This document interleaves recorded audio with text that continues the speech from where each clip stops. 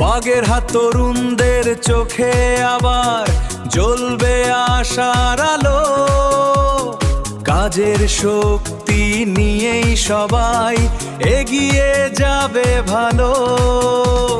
নদীর হাওয়ায় ভাসবে তখন পরিশ্রমের গান।